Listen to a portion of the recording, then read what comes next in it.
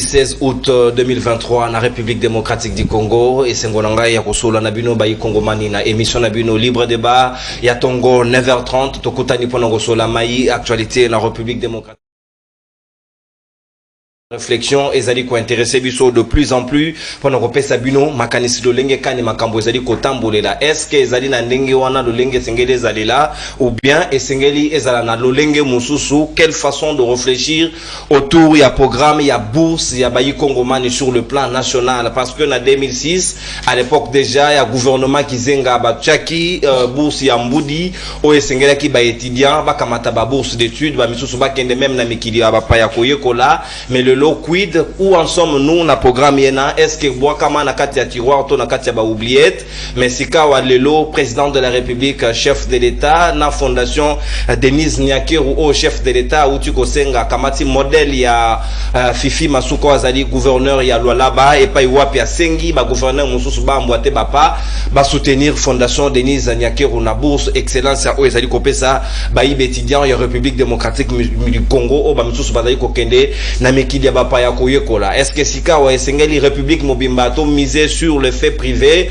esengeli ba gouverneur ba kamata ba élève ya bamboka na bango pour que ba kende kotangisa bango na misolo ya gouvernement dans un fait privé comment ça doit se passer est-ce que le chef de l'État avait-il raison est-ce qu'à lobby yango na cadre officiel to pe na cadre officiel était comment na raison ni no ya zayaki na kati ya milulu ena nous allons réfléchir autour de cela na ba Congomani pour na koluka ko dégager ba piste de solutions comment ko relancer ma état de bourse ndena ko proposer bino vidéo moko tout à l'heure au ya président de la République à boaka ki ba fleur et pas ya maman Fifi Masuka et puis à la même occasion à senge ba gouverneur Mosusuba emboîter les pas yango to kosola yango na ba Congomani bazai na tout autour ya plateau ya libre débat ya mokolo lelo tozali na mongamba ya peuple mwana mboka Gaston Piana moko ya ba communicateur ya ACP ya Gentini Ngobila Mbaka pe tozali na maman Chantal Moboni moko ya ba porte-parole ya Martin Fayulu Madi secrétaire national en charge de la communication et à parti SID Petozali na mwana mboka Mopanzi Sango pe analyste politique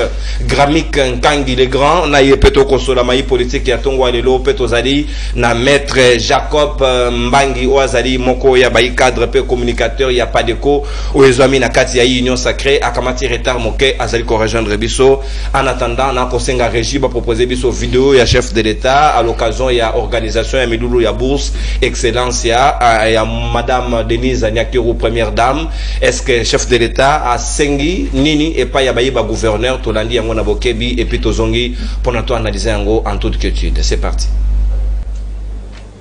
Je voudrais aussi dire un particulier merci à une dame qui m'impressionne depuis qu'elle m'a invité une fois à passer dans la province qu'elle dirige.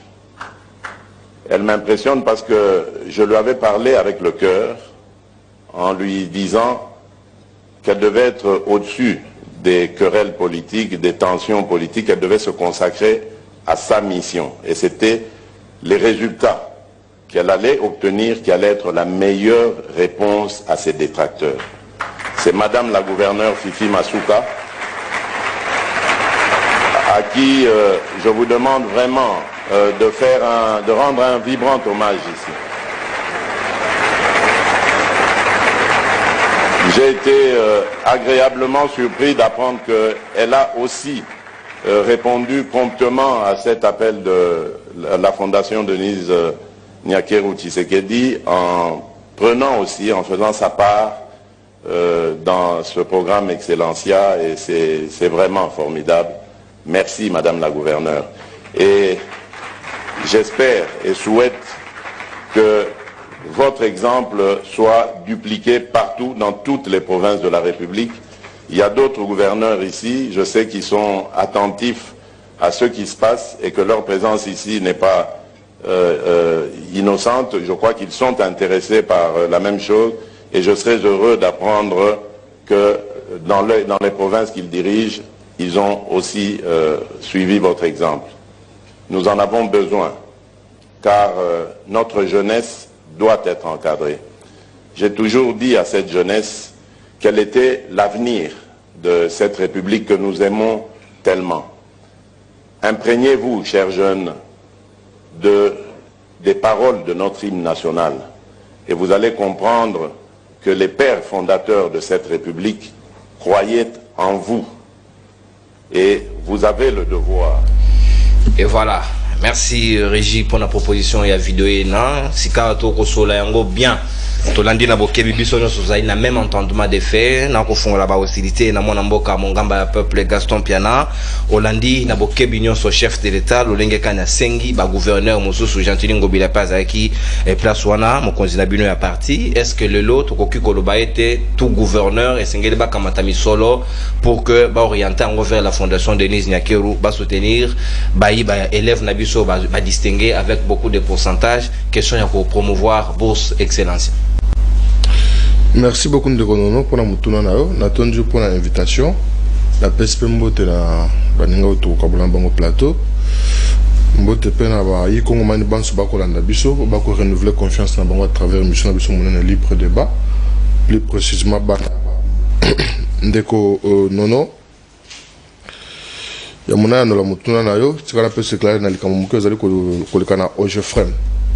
Moni biso tozali ko soutenir Mokozamboka avec ba institution mais tout comme on a mbutu ezali na kati ya Ojefrem kuna kulutu na biso William Kazumba oyo azalaki directeur général na Ojefrem ba économie administrateur na Congo Airways mais mobeko ezo ba premièrement ezo peki s'accumule ya ba fonction parce que mutu moko akoki kofuta mambala mibalete et puis na mibeko oyo ezali ko registre Ojefrem Ojefrem nde akosala lokasa na Congo Airways akosala lokasa pour que conseil d'administration ya Ojefrem ait désigné représentant la Bangokuna et DG ya Congo Airways a ça déjà lokasa à saisir le PCA Miss pour que ba désigner mandataire la Bangokuna mais au moni William Wana alobi yemko ko bana kozambongo ya directeur général na Ojefrem yemko ko bana kozambongo na administrateur na Congo Airways pour assiéger qui déjà.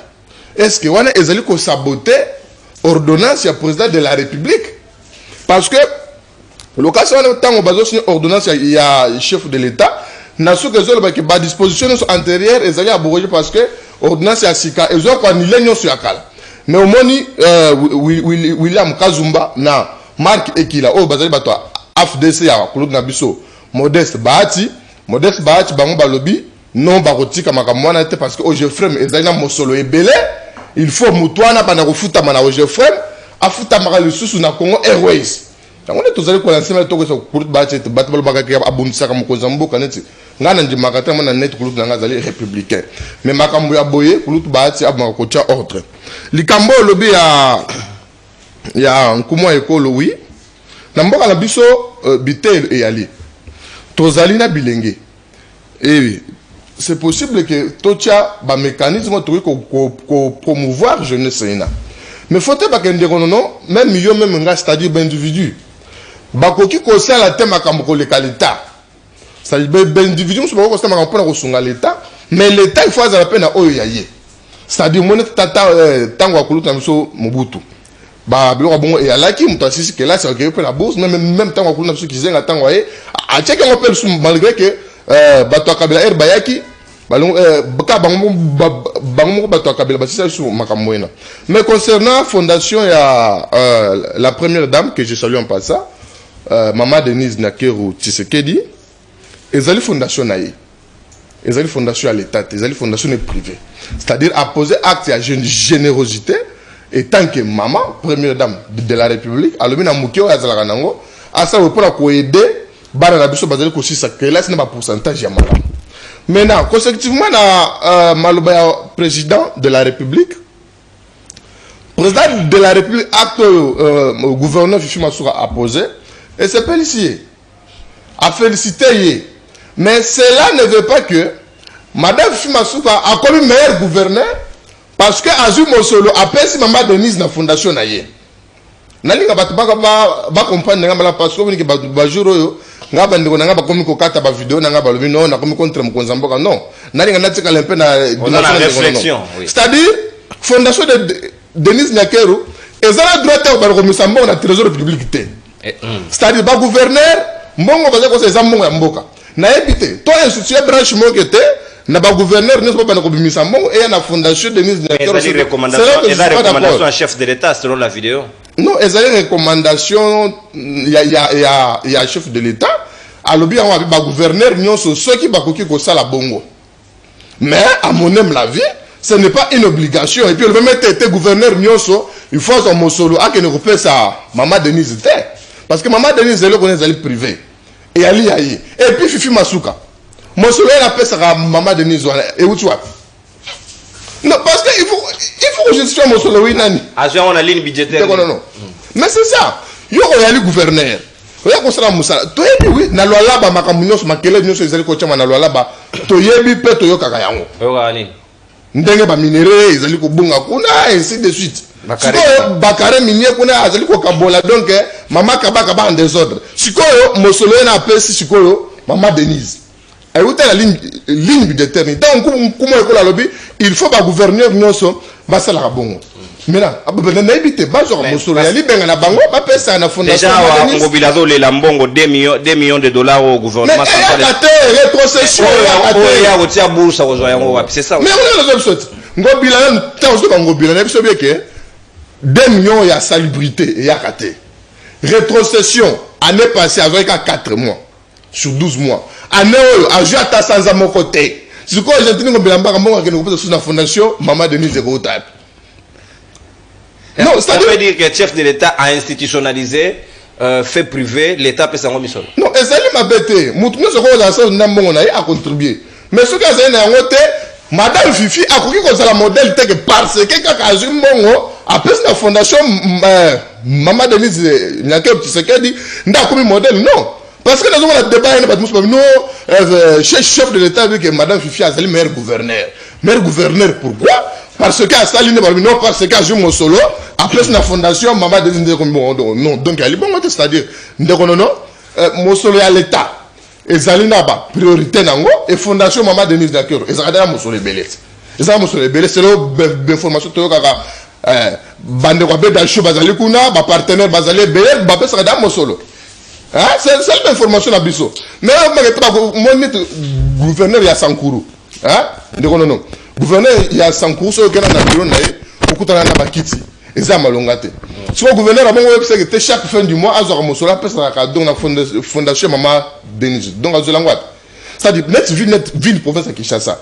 Exactement là, besoin tellement ébélé et moyen. Il y a comme ça, mais ça ébélé. Et il y a l'été parce que il faut qu'on tombe à Banzel, il faut qu'on soit un peu maramou, il faut qu'on soit la salubrité. Le gouvernement faut rétrocéder Mongo Yakaté. Mongo Balba qui était pas qu'on dit la salubrité, et puis ça m'a raté. Et maintenant vous allez dire Argentine ou Bilamba qui était, après ça non. C'est-à-dire, meilleur gouverneur, il faut abîmer par rapport à Misala.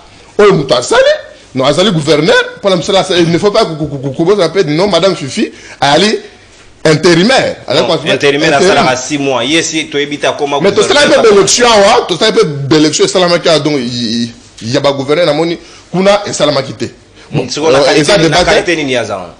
Mais c'est l'intérimaire, mais non. Pas pour modèle alors qu'il y a d'abord une illégalité. Mais, dirais, il y a intérim, mais elle a bien déterminé. N'a mis bien qu'on est au moins, peut-être, na Bossani.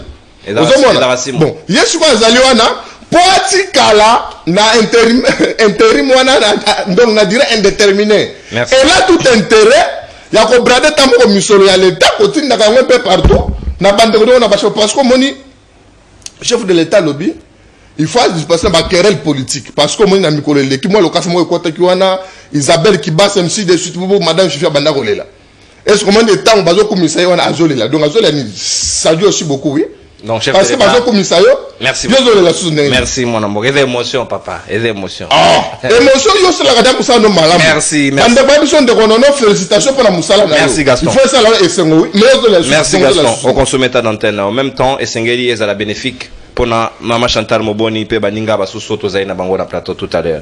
Sika Maman Chantal Moboni maloba ongambo wayo, est-ce que vous allez d'accord na lolenge chef de l'État a procédé na ngongo toko loba gouverneur nyonso Sengeli quand même ba promouvoir éducation na ba province na bango ba kamata mi solo à l'État ba soutenir fondation Denise Nyakero ezali fait privé. Est-ce que le chef de l'État a compris casquette na ya mukonzi Sengeli qui a utilisé ngo na cadre ndeti wanate?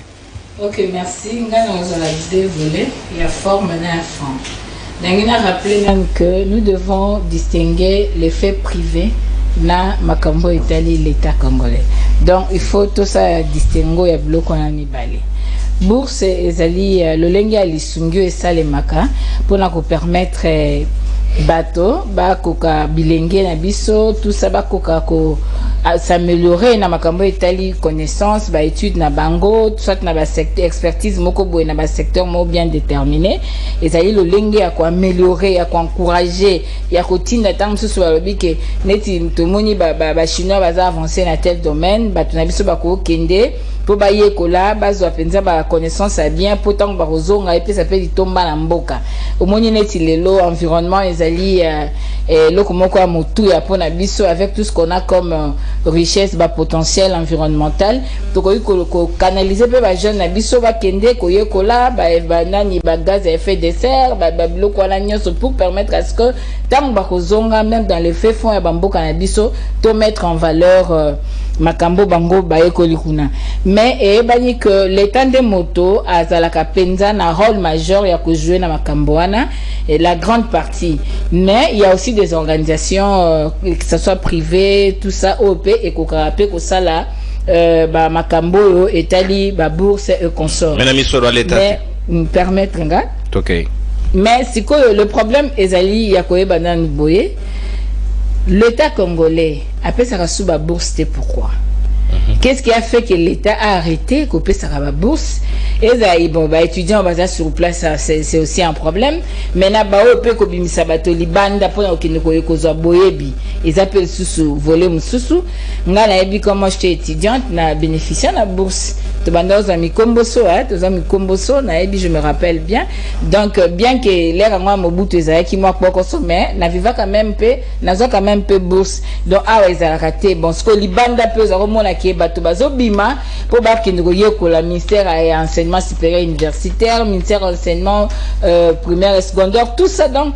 et ça la raki ezara mingi poste ba études universitaires hein ndé ezara concerné wana mais ce qui n'attend l'activité c'était pour la fondation qui est fait privé bon la moni présence en Dekofachi na habité azaki comme invité na kati ya miluluana parce que la fondation pour moi c'est un fait privé donc comme invité azaki wana mais j'ai vu aussi tout le gouverneur je ne sais pas pour la nationale caractère wana ezalaki solennel bezalaki ni la conférence de gouverneur teza bourse excellence la conférence de gouverneur c'est une fondation privée qui organise activité na yango lui était là comme invité en tant que responsable invité ou bien qui a qui parole en tant que institution ou a exercer la présidence de la République ou bien a qui parole en tant que Molongani Yamama Denise. Il faut se poser la question. Alors quand il parle azo solo la passe à marketing il y a fondation il y a maman ou azako linga ko sa fondation marketing pour la jeunesse bien que d'une manière ou d'une autre jeunesse azo profiter nango mais est-ce que à tant que mutu azo exercer fauteuil présidentiel aza institution alors institution wana est-ce que na oyazo kamba azana politique publique moko sectorielle en termes de jeunesse oyo et tenir peu compte ya ba bourse ou bien makamba ba bourse et que mpanzi parce que il y a déjà une fondation privée qui s'en occupe donc est-ce qu'il y a une politique publique quant à ça pour la promotion de la jeunesse parce que il faut l'État peuple à vivre na ba donté peuple à vivaka n'a pas moyen à l'État n'a peuple dans les conditions au travers de la politique publique sectorielle au yéaché n'a pas domaine songolo pakala ça ce sont des questions très pertinentes au Sengeli biso toyeba alors ce qui est ali que na angle wana ya ko soutenir musala maman zosala moi je pense que nous devons faire la différence entre trésor public na ba poche privée donc aujourd'hui que Maman Denise s'occupe de la jeunesse à travers ma bourse, c'est à féliciter. Et c'est là que malam ya motu ya toko ko lobate ki eza mabe, eza bien. Mais le financement, je sais aussi la loi prévoit aussi subvention à ba fondation na ba ONG parce que ngamoko naza na ONG. Mais na cadre wana na kata ote Maman Chantal, Christella Kiakuba pour ne pas la citer. azana bourse mwana mapinga académie o eza kutu ya ba couche le plus démunie ya bana ba militaire mais le chef de l'état a été contacté jusqu'aujourd'hui ba soutenir bango te malngana koma wana c'est-à-dire nazoloba permettre ngam kenya si ça n'aurait pas minute nanga normal donc question ezali sikoyo na miboko mboka l'état peut subventionner ba ONG. Moi, je suis une femme avant la politique, je suis dans les associations. Donc, l'État peut subventionner, mais dans quel cadre? Osons comprendre. Mais le problème aujourd'hui, quand on voit Ndeko Fachi faire le marketing à fondation pour que le gouverneur, Babanda, qu'on subventionne, attend que Naran Nae Azali, recommandation Yassali, ils ont déjà une instruction. Et puis ça ne met pas gouverneur. Et quand la gouverneur le fait, azo sala po aobanga fauteuil na eza éjectable aolinga asimba mutema mama po mamande azana capacité ya ko kitsa mutema papa pour afana fauteuil na ye ou bien azo sala parce que c'est dans ses attributions. Or moi je ne connais pas que ezali du rôle ya ba gouverneur babanda ko financer fait privé ndengwana pendant que il y a toute une jeunesse Nabisika bango bazo kamba, il y a deux problèmes, bazo ka rétrocession te, bazo le la bazo un problème, il y a la pauvreté, mais sikoyo mbongo bango bazo pesa bazo on a ligne budgétaire ni. Ozo mona que quelque part tant tozolo ba que régime oyo et zali na politique moko te oko kotombola mboka. Ezali biloko moko ya kosala nini ba émotion kosala pona nini ko battre la fauteuil. C'est-à-dire fondation ezali pour appuyer les œuvres Yandoro Fachi. Parce que ce que la première dame tout le monde qui la fois passée maman Olive à ça qui peut fondation initiative plus à tout ça ba action mutobenga oui ba action sociale te féliciter mais c'était pour appuyer musala mobile azosal les lopes c'est dans le même sens encore que ba bourse en autant aux opesama ba critères aux opesama est-ce que ça favorise à ce que tous les Congolais aient les mêmes opportunités pour y accéder? C'est ça aussi le problème. Est-ce qu'ils ont favorisé comme au côté? Ce sont des problèmes. Alors il revient à l'État congolais. À l'État congolais, il y a une vraie politique. Il y a qu'à permettre à ce que le peuple n'aille, s'il y a de bourses, bah il va kopima pour bakende ko baksama mayele pour bazonga suna mboka. Donc l'État a ko kotika ba privé baksa la musalate.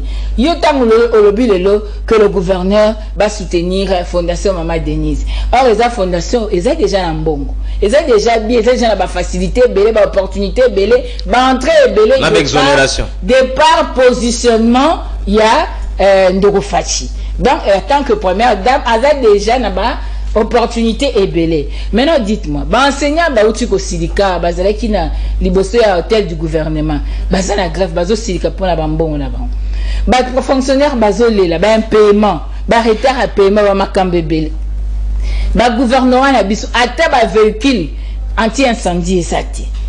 Tant que tant que personnel a vraiment au pointé parce que a pris totalement en charge. Il y a beaucoup de problèmes. Oyo ezali na kati ya mboka. Est-ce que il faut seulement que soutenir fondation wana ou bien il faut plutôt que zonga en tant que mutolobi nazo kamba otala lolenge nini je peux faire pona fungola yango peut-être fondation ko ça à 50 mais comment l'État peut faire pour avoir même 200 300. Merci. Donc nous pensons que to longwa penza na makambi ya confusion ya ba fait privé na l'État. Merci maman Chantal Moboni. Awa tokozonga te na dimension juridique si l'abus du pouvoir a été exercé. On a tous la dimension là. Tous la dimension ya bourse et fondation. Maître Jacob Mbangi, on a libre débat si est-ce que vous êtes d'accord que le président de la République, chef de l'État, Yamboka, la République démocratique du Congo, a senga bisoté, c'est-à-dire que Bato va représenter biso en termes de gouverneur, Gentini Ngobila, Guy Badou, Mama Fifi Masuka, Bango Nyon Soba, mais quand même promouvoir éducation, il y a jeunesse na Bango, par l'entremise, il y a bourse, excellence, il y a OESO, il y a Katia Fondation, il y a Première Dame. Est-ce que c'est une bonne démarche ou bien c'est qui l'État? Comment organiser le secteur de l'éducation pour les Congolais nous ça la possibilité de kamata bourse. Merci beaucoup Ndeko Nono, merci pour l'invitation. Na profiter na occasion na pesa bako débatteur oyo tozana bango na plateau mbote et aussi na pesa bana yoso ya ya funa na kala mbote place parce que vous avez candidat député national et provincial au moment opportun campagne au banda c'est quoi bon na osa campagne te na pesa mo kambote parce que na ebike baza ebele oyo bazui libaku ya kolanda biso na tongo ya lelo na thématique au PC ya kitoko parce que vous savez la thématique oyo et ça la promotion et éducation promotion et jeunesse et j'en passe. Bon na kokota directement na thématique parce que avant tout le Bernard nous books d'études il faut d'abord situation et éducation nationale ndenge ezo s'évoluer na mboka na biso nga elo moko na mitunaka na yebaka te soki considération et éducation na biso ezwamaka en fait ba autorité na biso bazwaka vraiment éducation et considération te peut-être la plupart ba niveau d'études na bango za dicté ou bien c'est parce que volonté à resala mien ezate donc ba concept mo batanga bien mais on peut dire ça parce que muto a sali ba étude bien a se soucier n'est-ce pas pour la jeunesse peut pas emboîter pas mais muto ba étude na eza un peu douteuse n'est-ce pas je pense que côté on a peut-être ça joue un rôle concernant makambo ba bourse na mboka na biso. Contrairement à Maman Chantal, parce qu'elle a posé la question de savoir si ça existait ou pas. Pour rappeler Maman Chantal que la bourse, effectivement, dans le cannabis, c'est ça. Mais le problème osé se poser est la procédure à obtention. N'habiter ce qui est réservé. Il faut vraiment le ministère ils s'occuper, n'est-ce pas, na charge. Ce qui procédure wana ebombana kaka pona catégorie ya batu ba repesa wana 4000 et puis batu yango eza batu oyo baza soit ba membre famille soit ba makangu na bango soit ba beau-frère na bango soit ba botilo na bango batu oyo sengeli ba mériter bourse wana bazwa kango te parce que en réalité la bourse des titres c'est quoi eza faveur oyo gouvernement ou privé parce que ceux qui sont dans le cadre public, c'est-à-dire ça faveur au gouvernement et pesaka à un certain nombre ya batu o ba distinguer na ndenge ya isaleli. Par exemple moi na o atangi bien à 8% moko il y a bien là sous 80-90% ba bon yo to monique tu maîtrises domaine wana alors tika biso gouvernement to appuyer yo pour OK na recherche na yo tina suka. Mais malheureusement, il fallait pas mériter, mériter et ce qui fait mal, n'est-ce pas? Au moins il y a même docteur les restes, favoriser nous devons déplorer la situation parce que les autres sont chef de l'État. Il y a un problème, il y a fondation privée.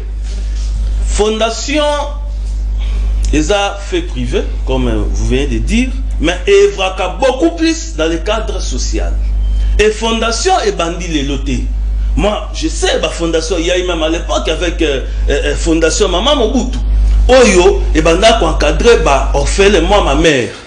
Attends la fondation Maman Mobutu parce qu'elle était orpheline et a bénéficié, n'est-ce pas, na œuvre aux fondation banda Kosala. Mais ma belle koyo na mboka na biso ezanine parce que moi qui vous parle ici je suis président d'une association qui s'appelle Congo Bomoko. Nous sommes aussi dans des actions caritatives et autres. Mais ma belle koyo ezanine ma belle zalaka nous cherchons à promouvoir ba fait oeza il faut étendre sur le plan social pour des fins politiques.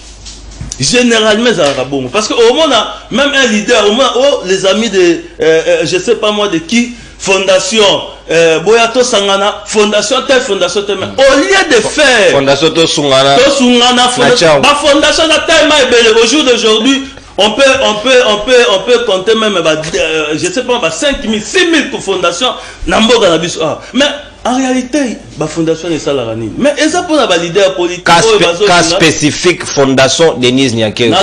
Pourquoi le gouverneur est soutenir? Nazoya wana.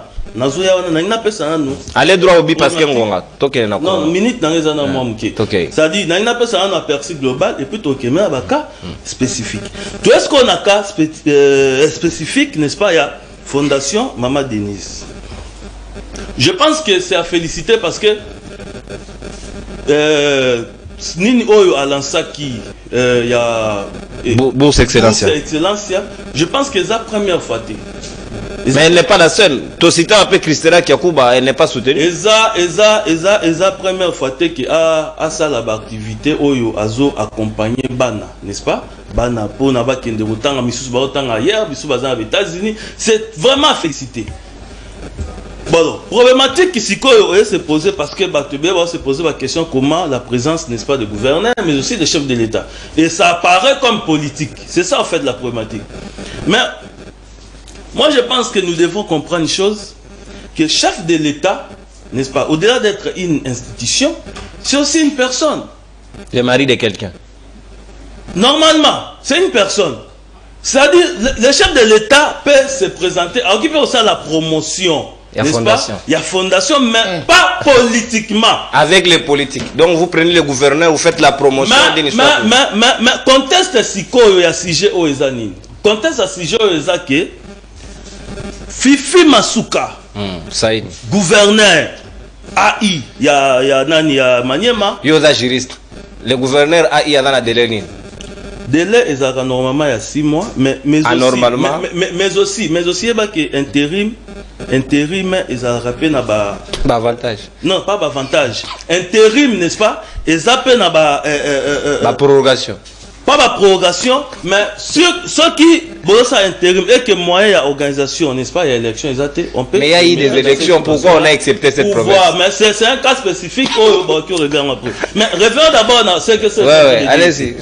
Alors, Fifi Masuka a estimé l'initiative et parce que à l'habitude ngape naza na posa ba jeune nanga ya province nanga ba bénéficier na bourse wana. Bon, en quoi ça engage les autres gouverneurs? Mais attendez, j'ai donc il y a droit au billet maître. Mais attendez, ça dit habiter ngai pour nanga na moni ba jeune ya province nanga ba bénéficier na bourse wana parce que en réalité ils ont encouragé bango ba ça l'appelle compétitif, n'est-ce pas, comme les autres jeunes.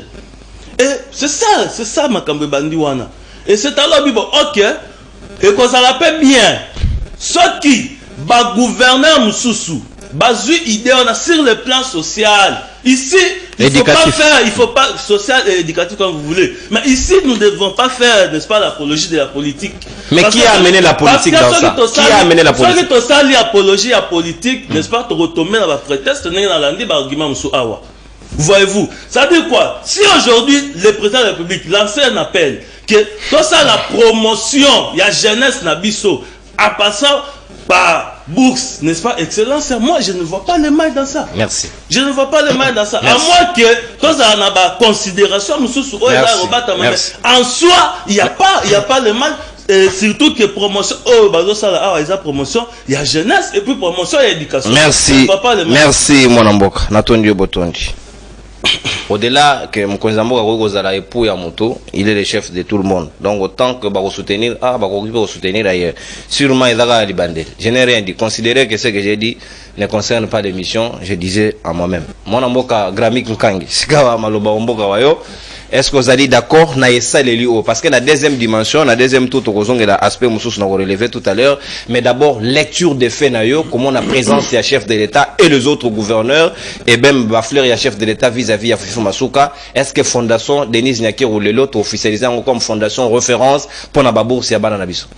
Merci beaucoup Ndekonono na temps d'antenne au Pessinga. Merci na Balandinho sur ya CM13, ça fait très longtemps. Dans les cas depuis tant bakanga bidon na moni bafongoli. Je remercie toute l'équipe. Il y a Semel na Moussa déjà pour continuer au sala ya Makasi. DG Lu France, j'espère que biso ba kolo mama bakolo papa batanga za continuer toujours ba condoléances na DG tout cela. Et si to kundi précision que si to kundaki papa n'a pas ikongila ba uti kozonga déjà ya disela des jours. Ya mwana lobi ke biso bakolo papa bakolo mama matanga za continuer. Mais nga pe na zaka zo do bango. S'il vous plaît ndeko. Tolérance ça mambali wa. On commence pas les mots. Na bandeko nyonso tozalaki na bango wana ndeko Gaston Piana na mona ki ndeko Félix Kaembe na mona ki donc lobi te que ceux qui aiment sous toi na divergence ya opinion tout ça béni. Donc on a bouclé. Maintenant on a point très important dossier à Mike Mukebaye. Chrono. Dossier il y a Mike Mukebaye, de Konabiso député provincial à Kinshasa. Jusqu'à présent on ne sait pas qu'est-ce qui se passe au niveau de la cour constitutionnelle, défense nae et Komelaki, la défense a saisi la cour constitutionnelle pour interprétation na requête en inconstitutionnalité. Ça qui jusqu'à présent est sali plusieurs mois, n'a délai ou délai qui normalement dans un état de droit on devrait s'y attendre na haute bien à fort plusieurs.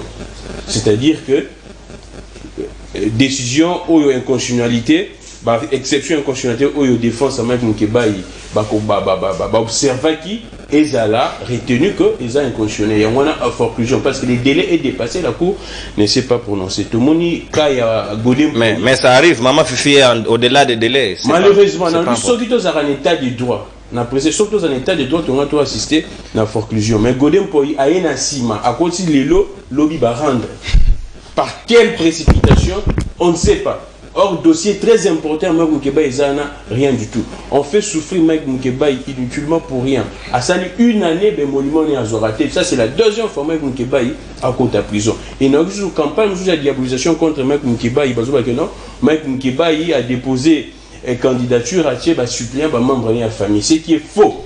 Moi j'ai dit à l'opinion, on est à montage, on est à manipulation. Mike Mukebaye suppléant à l'Iboso Jimmy Carter. Oyebi. Pire petit là. Membre de la famille. Tu vas écouter les gars dans le combat, les gars surtout. Tu vas écouter dans le combat. Yami Balé c'est Christian et Mango. Oh bah tout bayebi un juriste. Alors batika diabolisation on a contre Mike Mukebaye. Mike Mukebaye depuis banda combat n'a jamais quoi na népotisme.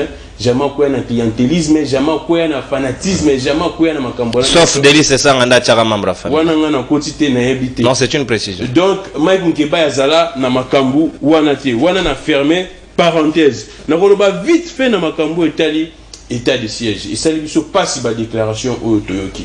Ba déclaration ya Corneille Nanga na yokipe Julien Paluku ou azal ministre en fonction. Moi j'ai aimé parce que le président de la République a dit ceci. Ce qui a été paix na STT, bilan est un échec. Maintenant là, c'est le ministre en fonction qui dit clairement que l'état de siège est un échec. L'état de siège est qui stratégie à Konzamboka pour ramener paix, à restaurer paix na STT. Donc, un ministre en fonction nous dit clairement que le président a échoué. Là, moi, je l'applaudis.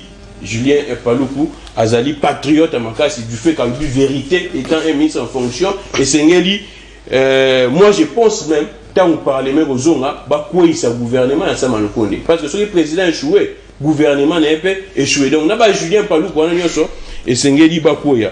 Na kena lombango.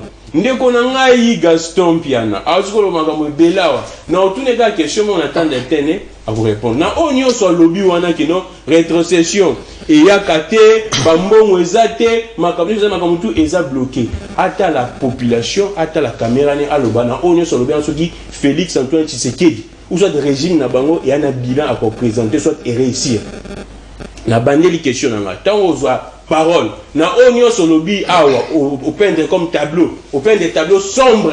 Il y a régime na bino. Banda ko c'est tout ce qui na makamo lobby peuple congolais ko lobaki no. Bokonzi na bino régime na bino eza na droit à kozwa deuxième mandat. Parce que moi je pense na onyo so lobby na yo mo lobby ki no gouverneur ba ça bloqué ba moyen ba ça musa les athées. Donc le gouvernement le régime Tshisekedi a échoué. Na kangi parenthèse na mususu. Très vite fait, naye pan de konanga ina mona lobi ki aza candidat Maître Jacob. Maître Jacob aza candidat ya Funa. La question que je me pose, moi na penda ya Funa. Bana Funa o baza ko landa biso. Je sais que émission na ezaka interactive. Ba comme na biso soki ba yebi étant que leader ya Funa. Et c'est que joie ba député soit ba lobena biso te oyo toza ko yeba bango te. Aouti soki wa bito yebi était directement. Est-ce que yo yebi ba candidat nyoso bazana? S'il vous plaît, nga na mwana Funa. Na kamwe noka ndeko na ngabake aza candidat na funa pour nga tant que mutu plan ngumeli na funa na mona rapenda misala na été na funa so na lobi misala eza ba action te ko sala ponte mais étant que mutu aza ko aspirer comme mo lobela ba na funa a lobela ba na funa a sensibiliser ta ba na funa nga na tia ko mona moti na mona kana o tout baza na pouvoir na mona mwanda mondam mais yeno na tikala ko mona yango na lobi sikoyo bana oyo baza ko landa biso ya funa ba pesa biso babenga ba yebi to ngito zo bato teke no awuti so duwa mbamo akomi élu yango to mona makambo nyoso parlement na biso eza ko porter voix ya peuple te po yebi ba problème ya funate alors na ozonga très vite makambo fondation privée au fait de l'état makambo lekani wana ezaki ka propagande tout simplement ça n'a rien à voir yango nazo ya passe moyen na lobela ngo kutizate ezaka ka question propagande politique c'est-à-dire régime actuel bamoni ki baza na panne ya mandat baza na panne ya bilan le bilan est zéro le bilan est nul sengeli ba luka moi biloko moko ba pate bazo ko ya pe na mbeba ya mobeko na ko so point moko lobby je pense mokonza moka ayambaki batlet a promettre bango que non chaque année to banza na jeu de la RDC. Oui, exactement. On a 9e thème, premier jeu de la RDC. Et ben, chaque année, il y a une union sur un cadre de propagande et politique. Ce qui s'est passé là, et ça n'a pas si mingi. Fifi Masuka wana boza koloba. Lycée oyo mwanga soki mwanga soki incendie na loi là-bas. Bazangaki même ba véhicule anti-incendie. Déjà commandé. Nazo pas sa précision bazang ba véhicule anti-incendie bazo ba véhicule anti-incendie na ba société na ba entreprise minière pour que ba boma moto na siko c'est cette dame là au baza ko brandi baza ko présenter biso comme si yé à ça la musala. Il y a beaucoup d'articles que les journalistes ont écrit. Je vous prie de contacter monsieur Gauthier c'est quoi ça là banquette sur loi là-bas quel est la loi là-bas profond il regrette matin midi soir rien n'est fait. Et aujourd'hui, nous allons présenter Fifi Masuka comme modèle, exemple à suivre. Le gouverneur Moussoussou, Balanda. Je me pose la question. Normalement, dans le régime, il y a un régime beaucoup de tâtonnements, amateurisme, et dans un pouvoir, c'est vrai, un régime, Moussa Nango, qui peut soutenir l'initiative privée. Mais c'est là et ça, n'a respect à prescrit. Entre autres, on met en place des fonds. Par exemple, tu as un fonds social, tu as un plan d'investissement. Et ça, tu as aussi un gouverneur qui ne peut pas s'embonner. Tu as un fonds pour l'éducation des jeunes. Exactement. Il y a tout un fonds. Et puis, on est ça, à niveau, il y a un gouvernement central. Et ça, il y a un gouvernement provincial. Est-ce que le chef de l'État est bien sur la tête? Non, il évité. Ah, ce qu'on lobby est comme un problème. On appelle ici précision. Financement, il y a un ONG, ça, il y a un niveau national. Central, c'est-à-dire que le gouvernement central a un fonds et belé, fonds social, des fonds belé. N'a pas un appui, et ça belé pour soutenir l'investissement privé.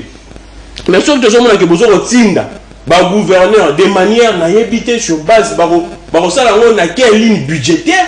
C'est ça même la question. Quelle ligne budgétaire, ça me pose beaucoup Je me pose beaucoup de questions sur ça pour dire que est-ce que le pays est vraiment géré ou bien le pays est géré. Je pense qu'il y a dans il y a OGFM parce que donc on a peine à Kawana. La deuxième prise parce que il y a Fouti. Merci. Fouti qui intérimaire, DG, il y a CNSS, Banoma qui est dans l'administration, il y a Régie des eaux. Selon le texte, il y a CNSS, Ezaki, d'accord. Mais n'a habité sur le OGFM, mais ils d'accord que.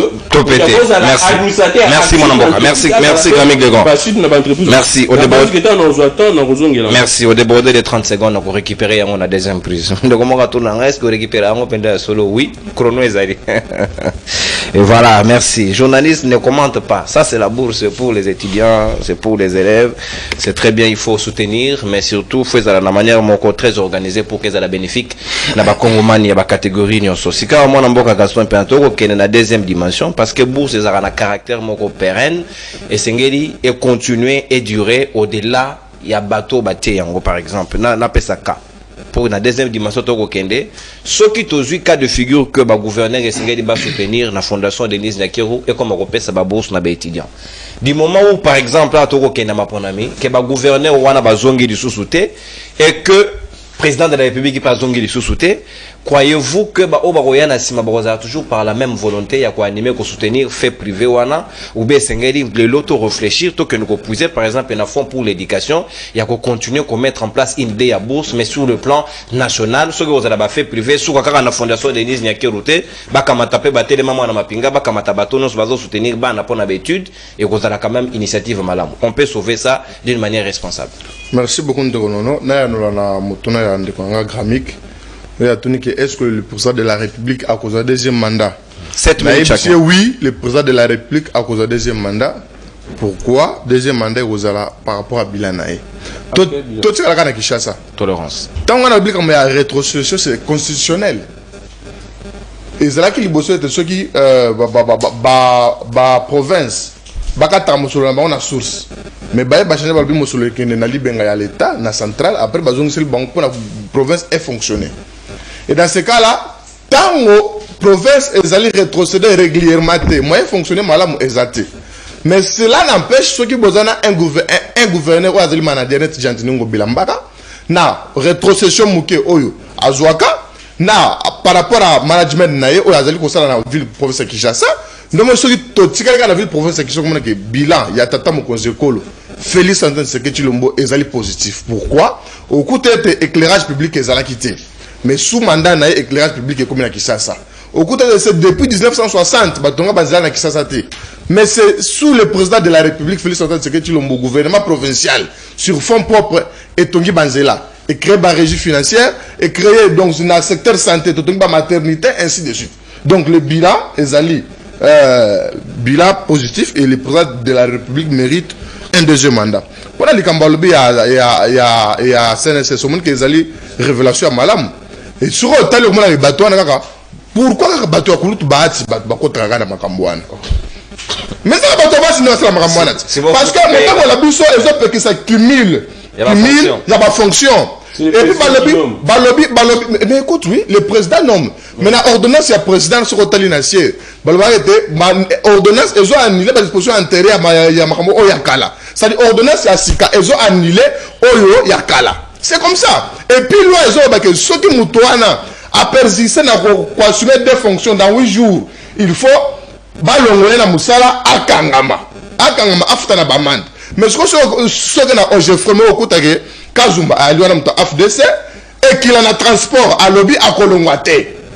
Pourquoi? Bati abisi bango beaucoup tika Ojefreme te beaucoup Ojefreme musole belé ali kula token de élection lengeni. Mais c'est que moi je me demande oui parce que Koulout Bati au moins que Koulout Bati azali c'est un papa. C'était républicain. Mais Azali continue de lui petit botikate bolisaka. Ezali mala mutende ko ngai. Yo ne ko ngake ba soda o futa mate. Mais mutu moko l'état futa ka deux fois. Ndeko non.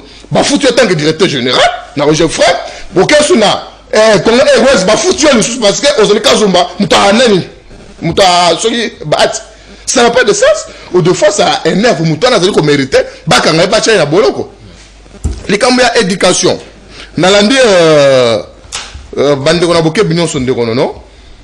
faut que réglementer le secteur na ba domaine nebelé au moins état tozali ko zela ba résultat ya examen d'état to lobela ki yango na plateau na yo et ça là une semaine au komona ke ba lauréat nyonso wana ba ko bimana ezali bana ya et comment bon mais domination episode nazo chona défi tala ba publier wa o banda ko ta ba lauréat azali wapi.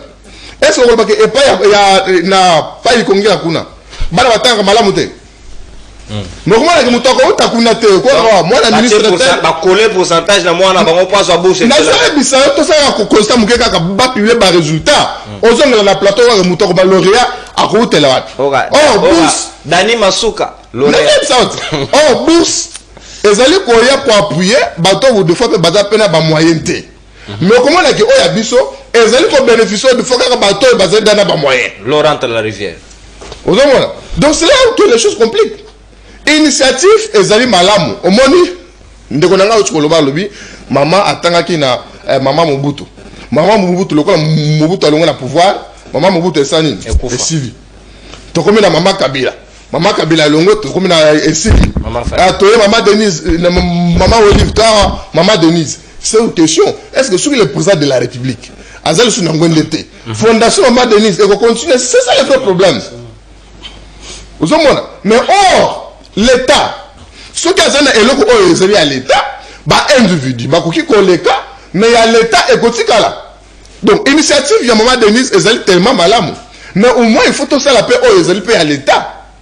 Oyo ezali à l'état parce que oyo ezali à l'état et puis surtout parce que ce qui est à l'état ba tricage comme non faut ça ninga na so na intérieur.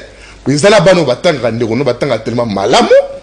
Koleka batobele na kisasa mais sur hôtel ba bourse wana okuma je même pas que te bakenda kuluka mwana muku na mboka baena ye po contre bourse non okaka mwana ya or bato pe bazali pe ku souffrir bazali mingi likambo ya nani le président de la république madame Fifi Masuka ndeko na lobi no ye moko nda lobaki bana na ye pe ya province na ye bakota pe na nini wana c'est-à-dire bourse ya Maman Denise bourse excellence ils ont le sous un niveau national comme chaque gouverneur à la province na ya benengeni comme multisecteur mais ndeko na mutalo bien no Maman Fifi Masuka et ratel obité ba jeune ya province na ngape faut pas quoi tana donc ngape sa musolo c'est-à-dire si je ceux qui la comprennent bien de konangai chaque gouverneur il faut appeler ça mosolo pour baser ba jeune na province na mais en gros sur le plan continuel ceux qui to kene na aspect wana est-ce que ce sera possible qu'après ba passage ba gouverneur wana batika programme wana pour la continuité non il faut être honnête donc non il faut que le président de la République son excellence Félix Antoine Tshilombo a continué à pouvoir éternellement c'est-à-dire que la ngonga moko tokolo ngana bokonzi soit et continue à l'union sacrée mais président Moussoussou et première dame Moussoussou ya roya est-ce que première dame Moussoussou ya roya nde tango ya kosala pe fondation or lelo ngai nazali na fondation na ngai les amis de Gaston Pierre o ezalaka déjà depuis longtemps o tshiko tanga Christella Kakuba ambamati na présidence ba prometaye azali elenge o azali ko bunda na bana na biso ya basoda même epa na nga na barumbu na ka fazana ayaka ainsi de suite mais akena la présidence si lelo balakaye depuis balakaye eloko etikala ko salamate oh s'il faut soutenir il faut qu'on soutienne parce que Christella na Maman Denise on mona que Christella azali na ba moyen te mais Maman Denise au moins na rana déjà la première dame de la République et puis la famille ya Maman Denise bazali na ambassadeur bande konaye et puis na gouvernement ainsi de suite to ebina système de fonctionner mais pourquoi to rebenga bat bakene ko soutenir muto azana eloko ou le to benga bat soutenir muto azana no eloko te c'est-à-dire façon à resser la makamoena au fois il faut que bongola moi je ne suis pas d'accord que Maman Fifi Masuka a comme meilleur gouverneur parce que Azou Mosolo appelle la fondation excellence fondation Maman Denise Nyakero non moi je me dis que Maman Fifi Masuka a comme meilleur gouverneur parce que à côté que Banzela Tongi Grammy Kaoutsouko Lobawa merci d'ailleurs na makambo azolo bana ya lycée na Maman Fifi Alba que bala bakufaka te mais après te bala bakufaka alors montre anti instant ya gomela nani ezalité c'est sûr que Maman Fifi Masuka sur appelle mutu kare mini a comme meilleur gouverneur ce qu'on appelle ce comme mineur a comme meilleur gouverneur c'est-à-dire voilà mo que tambola bien te c'est meilleur gouverneur moi je me dis que tout évolue par rapport à la gestion na ye nenga kota ki doit là nenga zo ki doit là et pas mouillage à sali nini ya malam oya sali oya mouillage à sala kité merci mon amboka merci parce que bato bazali na lola bandeko nono ce qu'on bengi bango ba société province et ali ko kama malam te merci ce que to ben Fifi meilleur gouverneur ka parti à Azou Mosolo après la fondation merci ndeko gars non bilan de capitaliser ngonga s'il vous plaît 7 minutes na ekoki et sengeli to gérer ngonga malamu parce que ba Kongo numéro ezali affiché na C ya logo ya libre débat au recharger déjà crédit et okobenga biso okei mosika télévision to pour baisser volume pour que to s'entendre malamu ce sont des principes auto yebani na ngai na bino ndenge to sela yango déjà Maman Chantal Moboni 7 minutes pe na ngambo na yo. Est-ce que les lots et sengeli toti et loko moko bo était de manière organisée ou ekoki kokende au-delà des institutions au-delà des individus ou ekoki kotika la pona bénéfice ya bana na biso tout comme mikolo na mikolo to pembula mibu na mibu au lieu que to kende na organisation moko bozo kende sur le plan ya ba considération politique ou ekoki ko permettre biso to umisango dans la durée. Merci ndeko nono. Na ngina na rappeler que tant que le la bourse il suffit pas seulement à côté de bateau Mais à travers bourse bato bakenda bazara redevable na gouvernement parce que faut bazonga na mboka pour apporter un plus ndenge mboka tindaki bang na kanti aspect wana tozo ngo minute aspect ba osela mingi za aspect bimisa bana libanda mboka. Et aujourd'hui le système éducatif pose problème. Bato ba mayele bato ba mérité bangote bato ba otindama. C'est pour cela moi j'ai dit l'État doit jouer son rôle. L'État doit jouer son rôle parce que tant l'État doit jouer rôle naé et qu'on permettre que le peuple aille ba politique y a l'État na tel secteur les aboye ça les makaboye motonyo ça ba do bunda moi na bunda binga pe fana tanga bien dans un pourcentage à bien parce que là-bas ce sont le critère objectif que ba critère sélectif basé par na sous de fin politique et ça eloko tokoko boye lelo continuation ya ba biloko wana et ça possibilité aussi longtemps on n'arrive pas à avoir un État-nation. Il n'y a pas un État-nation, c'est vouloir vivre ensemble, c'est goût, il y a que protéger l'intégrité territoriale. Le lengue il y a que ça l'État, autorité de l'État est là partout pour que peuple aïe nga peuple, je suis valorisé, ma terre est valorisée, et puis le pouvoir azako ça là conformément aux textes légaux aux ambokalangai. Pour te comme un État-nation, tant qu'ils ont à la tête parce que l'illégitimité bat son plein, tant qu'ils ont la difficulté à continuer, quel que soit bien projet ni à madame Tozan. Je peux vous donner un exemple.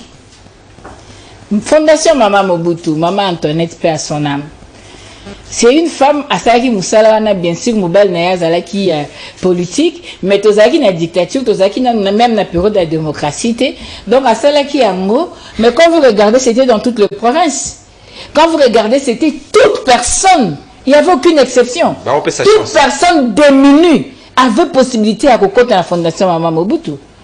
On a des jeunes filles, des filles mères, des filles au et puis il y avait déjà des infrastructures dans toutes les provinces. Moi j'ai eu la chance de sillonner beaucoup de provinces. Les autres on a 11 provinces. Pour vous dire que cette affaire-là, c'était vraiment très bien. Ce qui est là qui que légitimité c'est qui n'a mboka. Et qui avait possession et pouvoir, l'indéna bien, il aurait dû continuer l'action, parce que c'est qui action à ma bête. Mais et pourquoi? Parce que coup d'état. Quand vous avez un coup d'état, donc si compteur à zéro. Aïna makansinae. Yépe basanini babomi. Motomusu sa zoena makansinae. Olero siko ko sala, celui qui a la élection mbutu et simbate. Parce que tout le monde a déjà de bilan de Gaston intellectuel. Qu'est-ce que vous appelez bilan? N'habitez. En politique, son bilan. Et c'est Jijaka na Nzungwa Congolais. Charles Maurras, c'est clair. L'action politique, c'est juste faire le résultat. Tout ce que le gouvernement là, c'est pour répondre aux aspirations du peuple. Et puis, bilan, tout ça par rapport au programme Nabino. Dites-moi. Aujourd'hui, depuis 60, Bassa Banzelate. Yom Dotonga national numéro 1. Fatim Dotonga qui je parle du gouvernement provincial. Non, vous n'avez pas dit ça. Vous avez dit depuis 1960. Bassa Banzelate. Bino Boko Sanzela. Subissait le choc. Comment expliquer? Même le plus récent, au musée à Sala Triomphale a été Bokakate, Bebakate, Nambon Amki. Oui, bien noté. Même le régime passé comme là-bas, oui, Bando, Sala, et ça va pas longer tout ça, ça Banzelate. Non. Avenue Lumumba, on l'a capé vers 12e rue. Et ça, m'a n'a banane. Même Prince Kassalo. Et ça, m'a n'a banane. Le gouvernement provincial a soutien à l'ambassade de France. Non, s'il vous plaît, il ne faut pas tromper les gens. Nous connaissons bien l'histoire du pays. Les bilans aujourd'hui, Congolais en Zoum n'est comme. Monnaie nationale, les monnaie de valeur. Le lot, peuple congolais, à se vivre décemment. Ton enseignement, grève.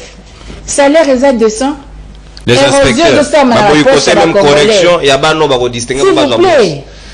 Bino ko babi bilan, te botuka boza rappeler bateau. Boza ba candidat, peuple a yo kabino. Peuple a kufanza, peuple a souffrir.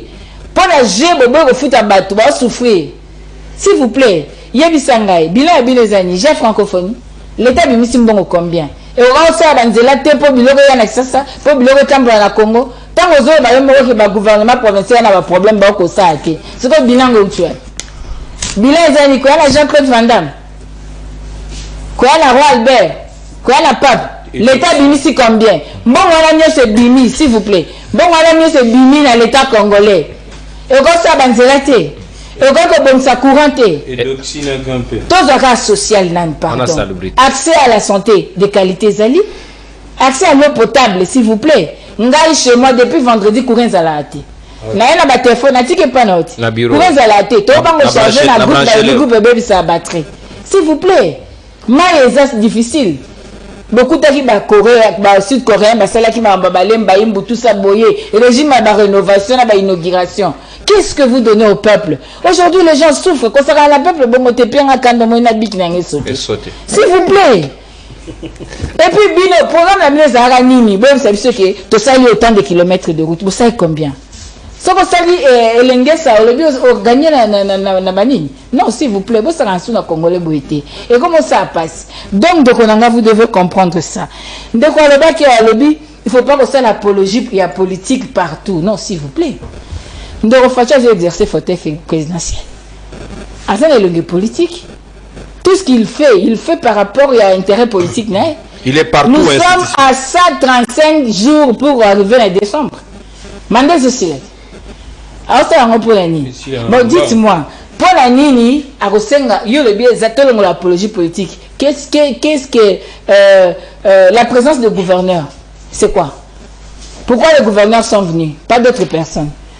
Pourquoi on a invité le gouverneur? Pourquoi on n'a pas... pourquoi Fachi a quitté la fondation, il y a Christella Tebi à Batumsouti? Il y a le but, cette question, c'est normal, ça la promotion, s'il vous plaît. Institution président, institution, et sa fondation. Au sein de Mobutu, sa fondation, maman internet, il y a maman Mobutu. C'est pour des raisons publicitaires. Kabila, c'est la fondation Initiative Plus. Pour le but promotion. Est-ce que vous trouvez normal que Moutazo exerce fauteuil présidentiel comme agent et marketing? La fondation. Non, c'est pas ça. Son objectif, que ça la bourse en tant que fondation, Tobeti beaucoup. Mais dans quel cadre? Il y a un lobaki. Badna minde bazo la bourse wana. Il y a un lobaki. L'État, il faut avoir comme il se doit. Donc, le nom de Konanga Koko, ça va tout le lobby, bon, ça apologie à politique parce que c'est fait pour des fins politiques. Merci. Bon, il y a du sangaï. Gouverneur à là-bas. Après ça, il y a un bon point. Pour que tu aies là-bas, merci, ou bien parce que, à sentir déjà pression la fauteuil, et c'est là qui a ça à tout. Merci, maman Chantal. Donc, dans ce truc, ça pardonne, donc on a la place au lobby. Au moment où la bateau, Bazako, salaire 2 fois 3 fois. Qui met la fonction. Et vous avez ça fonction de mes bases. Moi, je ne parle pas des actifs. Comment, dans un état normal, un état de droit, Moutazaraka, premier ministre, aura salaire à premier ministre. Moutazaraka, la compagnie, l'État a mise en disponibilité, quand même, Moutouana, aura salaire. Moutazaraka, ex-vice-président de la République, aura salaire. Le premier ministre, aura salaire. L'État moko a combien de fois? Merci. Donc c'est quelque chose qui est très merci. profond. Merci. Sengeli, vraiment, non seulement que condamner, mais il faut que traiter. Merci, merci Maman Chantal Boboni. Merci, merci. Il fallait qu'il batte la Kamou. Merci beaucoup. Tolérance Ndeko Gaston. To gérer ngoma na aussi noté kozala un incident sur l'appel ya ba Congomano ba kozela biso plan na linga ngote.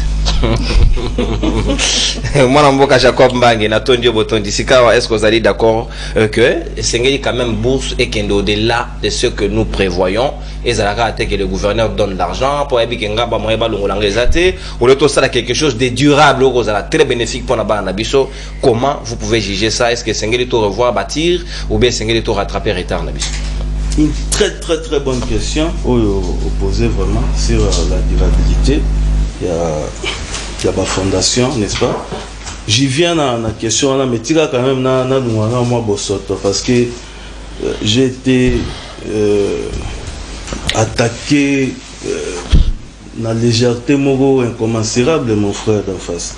Vous venez ici avec beaucoup de légèreté pour dire que non, oyebi ou soit tu motosimbi thermomètre, il y a batunyo sur bazar na funa.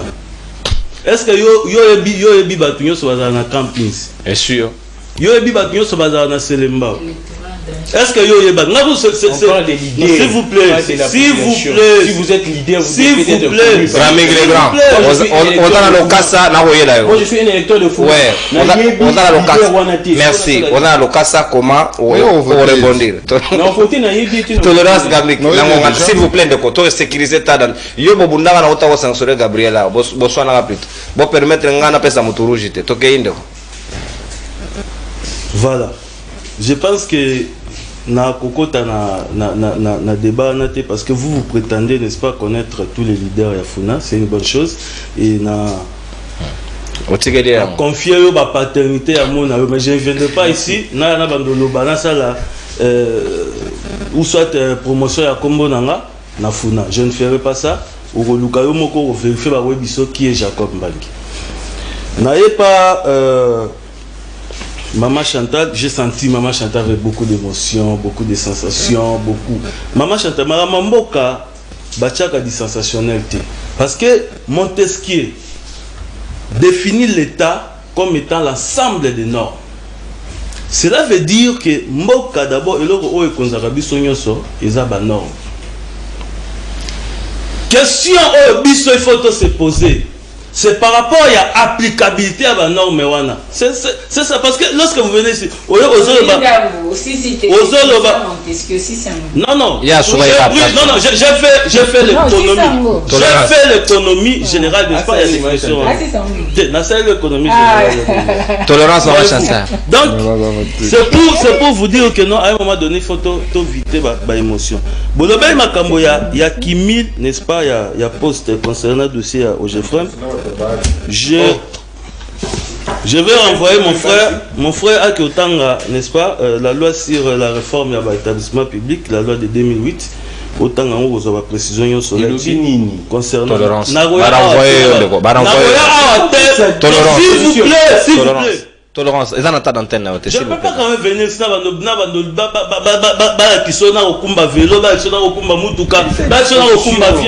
non, je vous ai renvoyé à la loi, allez-y lire, vous allez comprendre. Alors, par rapport à la durabilité, oui, je suis d'accord. Au moins, ceux qui ont la fondation et Salama, il faut avoir quand même un certain temps. Au moins, dans le Bélag Awa, fondation Maman Mobutu. Mais ceux qui, par exemple, au jour d'aujourd'hui, fondation Maman Mobutu et Bandaï coexister, ça allait quand même être une bonne chose. Ceux qui fondation, bon, on a évité ceux qui n'attendent qu'à Kassavou, il y avait aussi une fondation, il y a moi ça Kassavou, là je ne sais pas. Mais le problème est Zani. Bisoto Lingi, l'initiative de Salamawana est dirée aussi dans l'État. C'est-à-dire, même les lobino, Bozan a pouvoir et que vous quittez, n'est-ce pas, qu'on dirige l'institution, puisque les œuvres sont sociales et continuer pour la Rosunga, Bana Congo, va même le président ou la Sika. Soit par exemple na Makambouya Maman Olive initiative plus. Mais au jour d'aujourd'hui, quel hôpital on a tout na prise et le rebabia social. Mais allez-y. Oyo kanenge comment et comment moto kuna. Pourquoi? Parce que intérêt oyo bango bazaki nango pona ko accompagner l'ex-président ezali sous-souté. Moi peut pas sunga iso batunenge ezalaki te. Alors eloko wana biso to kolinga ngo te e comme na fondation, n'est-ce pas, Denzi Nyakeo. Mais concernant problème, il y a un gouverneur. Mais écoutez, le gouverneur peut pas avoir un salaire, Maman Chantal. On les paye, mais ceux qui les ont, a contribué pour bien-être, n'est-ce pas, il y a fondation. Qui va prendre en charge ces enfants? Ceux qui sont cadre, mon colo va au kata et au foot à ma sauté. Pour dire repésa. Qui va payer? Donc, l'air va passer la donation. Est-ce que ça a chaque fois? Ça peut être, s'il vous plaît, ça peut être une fois. Au sali don habité, don dans sali, il y a un mot pour la situation. C'est comme ça. Exactement. À chaque année, si on peut Maman Chantal. Il a félicité la gouverneure. Tolérance, Maman Chantal. Ok, y mettre. Voyez-vous, cela veut dire que, et ça est là ça là-dedans pour une fois, et puis il y a gestion, n'est-ce pas, aux fondations de ça là, orienter les dépenses pour ça peut aussi aller dans la dire. Moi, je ne vois pas ici Toi, tu vas non, bah gouverneur, bah vandi, n'est-ce pas, pour un problème, politique ou bien pression à la chaise, n'a le la fifi masuka et baïke. Bazo linga moi bunyu le cas sur le plan politique, il y a moi atimi mbangu, aye asa là-dedans. Non, il faut pas confondre les choses. Il faut pas voir le noir dans tout. Parce que puis le prendre c'est ça, soit au monde que l'homme sait que l'homme mourra soit au monde sait que l'homme mourra. Non, ce n'est pas ça. Moi, je suis d'avis que ma fondation Etika Moussa Nango, la fondation, ce qui est social, mais ce qui peut battre pour appuyer Yango, et ça m'a bêté. Je le répète ici, ceux qui battent pour appuyer Yango Moutaye, ils sont la ministre, ils sont la gouverneur, ils sont, je sais pas moi, homme d'affaires. Au but on a appuyé, n'est-ce pas, fondation pour qui est liboso. C'est m'a bêté dans tous les cas, la fondation viva nani. Mais il va à peine à badon, à baleg, oh, bah, tu vas appeler ça. C'est pour ça que Moutaye n'a don. Pour appeler ça, bidon la fondation, parce que il y a un gouverneur, parce que ça président de la République. Non. Ça dit, il faudrait éviter Babylone. Au chef de l'État, ça la collecte des fonds, tu appelles des fonds. Non, le chef de l'État, auprès des autres gouverneurs. Le chef de l'État va inviter. Emboîter les pas. Vous comprenez? Va inviter la manifestation aux la fondation. Mais pour encourager l'initiative, n'a initiative wana et utake pas fifi masuka. Parce que yemo habité na rolingapé ba jeune, n'est-ce pas, la province nanga ba bénéficier na makambo o fondation zo sala. Na élément wana que le président de la République a dit OK, c'est une bonne initiative. Ce n'est pas un gouverneur Moussoussou. Ça sera une bonne chose. Merci. Alors, où est la politique dans Makambo? Merci, mon ambo. Où est la politique dans Makambo? Merci, mon ambo. Natondi au bouton 17 minutes na yoko kito jirengo ngamalamo. Baye Kongomani juste après intervention il y a Grand Mick le grand. Nkangi, tout à l'heure, Naroza appelle Nabino, Toso la Malamo 5 appels. Donc le plus violent des Bakofot, ok, Mosika télévision, on rechargé crédit Naro déjà en avance, au Missali violence, au Koti, Torozoyo, Toso la Malamo. Nekotoko Kende Nasuka Poto bouclé, sujet Nabiso, est-ce que vous allez d'accord que le lot, il faut miser sur la durée, il faut miser sur l'organisation des fonds, et pour que, et sous Kapeka Kanadeni, ils étaient, ils allaient bénéfique, Nabaninga Basusu, ou Bakoti en avant-plan, Bakritère, ou Longo Bani pour Nabakongo Mani, Soba de la bénéficiaire. Merci. Non, la première dame et son cœur, parce que le président avait dit qu'il y avait une première dame de la République, mais première dame de son cœur. De mon cœur. On ne va pas entrer dans le cœur du président.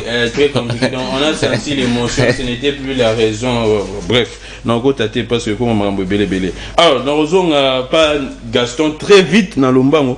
Gaston a un bilan. Na ebisia wa yebo ka lobi ma bazana bilan te, mais je ne sais pas. Na banda très vite fait. Ba uti ko bengana ba bureau na bango ba ministère.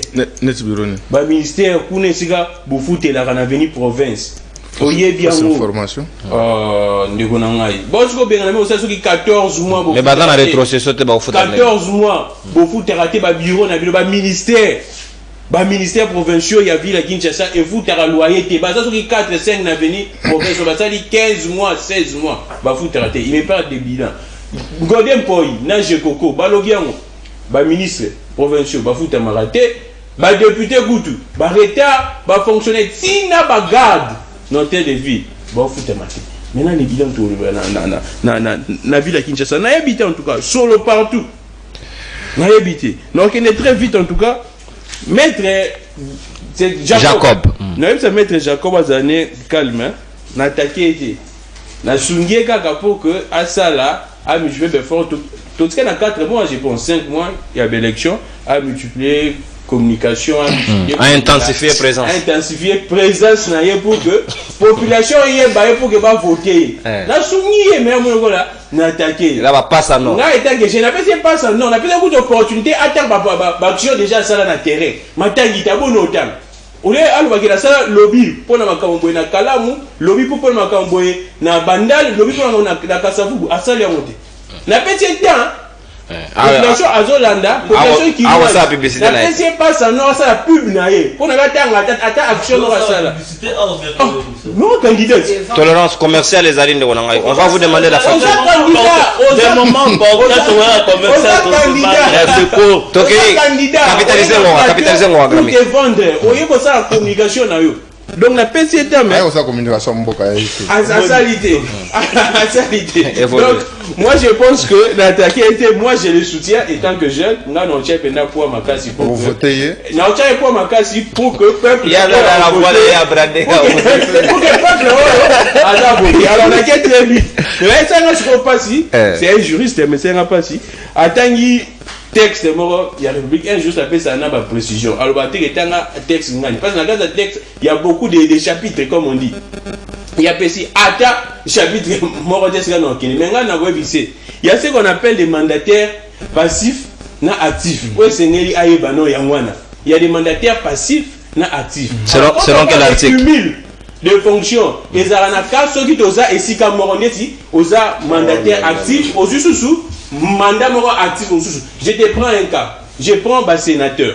oui que un sénateur soit un parlementaire peut-être PCA ou bien administrateur ne si comme mais tout en restant parlementaire c'est maintenant différent tolérance tolérance maintenant lui bénéficie des deux ordonnances du président de la République s'il vous plaît on parle pas de l'ordonnance Gaston Piana Yoka Maranazolo on ne parle pas de l'ordonnance on parle ils en a des catégories à mandataire passif na actif ba mandataire actif baza banani DG na DGA bangone baza mandataire actif ba mandataire passif eza ba administrateur na PCA eloko kokanga yangwana gaso ololoba eloko kokanga yangwana siko si mon frère juriste aye bien voté je prends les cas il y a OGFM waza koloba cumulé en fonction les messieurs là na yebi kutu atayete j'essaie de comprendre l'actualité le monsieur là est DG c'est un mandataire actif selon bango ba PC sous administrateur ce doit puis selon bango té l'ordonnance présidentielle en fait moi la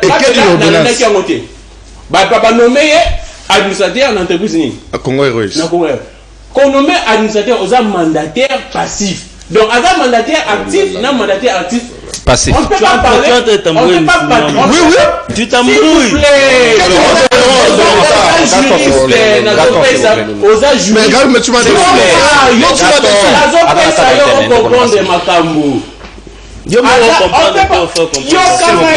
s'il vous plaît.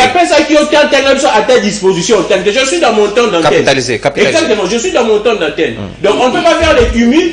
On ne peut pas faire les cumuls. Il y a mandat passif, na actif. Et puis il va plus loin. Alors qu'il y a une ordonnance, Bakomaka. Et ça pour abroger ma disposition antérieure. Disposition antérieure, on a pour abroger l'entreprise c'est-à-dire que s'il y avait un autre DG, on a au salaire. Merci, précisément dans la merci. C'est quand un juriste ne sait pas tout ça, je suis au regret. Je suis au regret qu'un juriste a joué dans ma camoire. Et ce sont des BABA juridiques, G1. Mais il y a sur Azoye Bangote. Et ça n'a pas. Alors, j'avance. N'attendez qu'à ta disposition, mon texte. Capitaliser les grands on va parler. On est pas dans le pic, s'il vous plaît. Merci. J'avance. Et puis, ce qui est même plus grave, du lot qu'on a dans le lobby, la plupart des cas, traiter en tout, na texte, il y a tanité. Traiter en règlement intérieur, il y a entreprise. Je prends les cas. Il y a CNSS. On ne s'attarde pas sur ça. Revenez sur le sujet. Revenez sur le sujet. S'il vous plaît, dans son zone. Makambu, il y a un sujet où on a c'est la première dame de son cœur. Moi, je suis en côté. Mais c'est sa femme, papa. Oui, ils ont intérêt à reste public, à le peuple à comprendre. Alors, j'y vais très vite. Makambu, on a Zongo Kaka, Olobi, durabilité à l'action. Pourquoi est-ce que ça ne dure pas? C'est parce que dans le Nabiso, Makamole, ça ne m'a pas politicien. Et ça, c'est pour l'intérêt à peuple, mais pour l'intérêt politique. Sous d'autres cieux, on peut assister à ce genre d'œuvres. Mais dans ça, là, il y a la population, il y a d'entrepreneurs, ainsi de suite. Acteurs sociaux, ainsi de suite. Mais plus, on va ça, on va politicien. Il y a une fonction, non, c'est nous sommes les seuls pays où Babou Swana, Netuan Otomoni, et ça, Sama, par un privé. Pourquoi nous sommes les seuls pays? Maman Chantal a aussi Kolobango. Quand on va payer sa bourse sous d'autres cieux, Ezalaka n'a objectif. Bon, je prends les cas, il y a Inde, il y a Chine. bapesi bana na bango babourse l'état entre babourse bakende na États-Unis pour apprendre fonctionnalité technologie américaine. Donc c'est ça l'objectif. Et makambo wana sous d'autres choses et pas privé parce que privé a un intérêt on a na mutu na ye. L'état est sengeli, c'est pourquoi on dit domaine éducation est un domaine réservé pour l'état. Ce qui est privé à côté, l'état regarde au pays ça y est ba directive. Je prends les cas il y a des écoles privées ndenge eza. L'état regarde un programme. Alors bien que ça l'école na yo mais ngane mutu na kotangisa. C'est-à-dire programme oyo otangisa ya programme ya l'état. Il y a un programme dans le c'est pourquoi dans ce genre de cas il y a pas bourse, c'est l'État qui doit donner. Et l'État appelle ça comme on a soulevé mais comment on a catégorie à battre. Même pour n'a pas 6e examen d'État, ce qu'on dit diplôme d'État ou distingué, au sein de cette enceinte, il y a toute une bourse, il y a des bourses qui arrivent dans le ministère de l'enseignement supérieur et yaka. Mais appelle ça on pas na yabaya. C'est ça maintenant le problème. Et c'est ngel oye banakuna. Il y a un Koko Diamote parce qu'ils n'ont pas fait encore propagandiste. On y a ce soit que ils n'ont pas fait propagandiste. Mais on noté sous confusion, pas de Kunanga, maître Jacob. Alors, Fifi Masuka, Nazo Souki, ça va très vite. Fifi Masuka, ça à titre personnel. Je pose la question. Alors, il y a ça à titre personnel. Ma cause, je n'ai pas dit ça. Avec à financer salaire gouverneur bafutaka bango akoki mpo ozwa mbongo na ye prenons l'hypothèse Kazi allons dans l'hypothèse allez dans l'hypothèse maître tolérance d'accord tout ça d'accord nazwaki mbongo na ye ya salaire apesi maintenant il dit encore que non apesi yango mpona batu ya lwalaba je comprends pas. C'est contradictoire, je ne comprends pas. Si on dit qu'après, si on a un bon salaire, je crois que c'est un bon peuple. Je ne comprends pas. Non, je ne comprends pas. Je ne comprends pas. Et puis là, le président encore dit que le gouverneur Moussoussou va emboîter pas. Pourquoi pas le président a appelé tous les Congolais à faire ça? Il a appelé seulement le gouverneur. Pourquoi il n'a pas appelé les Congolais là dans la 4 salles à faire autant? Ce qui est hasard pour le Bageno, Fifi Mansouka a appelé ça à titre personnel. Et mon chef de l'État a appelé combien? C'est ça même la question. Ouais. C'est ça même la question. C'est pour dire que moi je vais finir. Je vais finir pour dire que le financement téléphone ouvert. Téléphone ouvert. Merci. Depuis le début, financement comme et ça les marandeng. Merci mon amboka. Téléphone c'est quoi comme temps au public toyoki bangope makanisi na bango par rapport à bourse. Bangope bâtir combien? Il se pourrait qu'il faut faire une cotisation d'une parcelle à une autre. Mbote ndo wana yo bengi biso ape komo nani 49 depuis gratiangwa tokei 49 mbote na yo makanisi nao mbote bele na sengi na yo papa journaliste na biso mes condoléances ba condoléances bele taliwa eli bino na biso notre de la moko merci ndeko na que l'essentiel pe banda batanga chaîne na bino pour mes ate bo souffrir gandengwana bache mususpect les ako souffrir ka bongo na période ya Kabila ko souffrir bo lembate bo keleka na position ya vérité kaka bo lembate na ko le chaîne vraiment na fait ba courage de télé bon na ko tara na thématique mbala moko par rapport à thématique na zo regretter mingi Congo est dans la souffrance ye Congo mbuku wapendi Congo mufimba club ya Congo et dans la souffrance. Donc ma camion c'est le Congo ye moko azo comprendre que pendant basala ye akataka ite ke akozala ndenge wana mais il y a comme ko souffrir na degré mo ozalate comment expliquer président ya république akoma na télévision asala ba publicité ya ba ONG pardon non na kati ça nanga mo pe émotion d'ailleurs mo na mo Congo ye moko na za émotion télé ye Congo mo kite me Congo république Congo la pays merci ndeko oza na métaphore mo na maloba na donc individu Congo donc elo ya zure na bona nga ba problème moi na nga za wana muke considérons seulement le Congo on s'arrête là merci yo ka maka mususu etali yo ba lobi Congo mbote ndeko ndeko na nga yo bengi biso ape komo nani Okoti maman loba papa maman s'il vous plaît Okoti déjà non bonjour bonjour maman makanisi na yo bengi biso ape komo nani makanisi ngeza bwe bisa ma Chantal lovela biso biloko mati makasi ça qui arrive c'est comme 75 000 toujours comprendre mboko to kokende wa ba forcené to futa mite chilelo makambo oyo eza penza ndenge nini Merci. Maman Masuka Osala. Tolérance. Il y a placé mon aïe par Maman Chantal na oba vivre.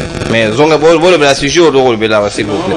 Salut. Oh, Masuka là, tu vois ngo bilam to ça. Je vous suis les invités de Maman Chantal, elle mérite le respect. Bien.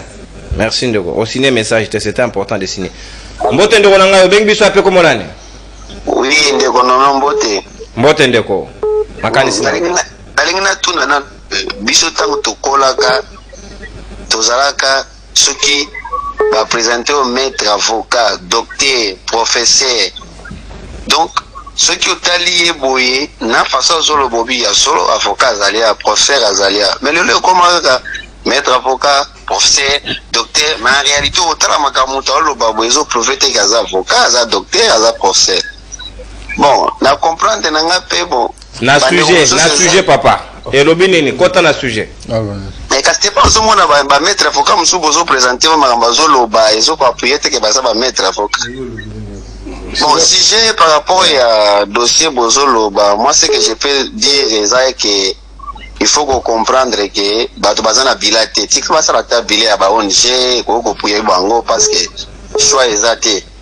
Yango bakena bango na ONG pour lokata bilan, to comprendre bango alors yo bomela bango ka moto.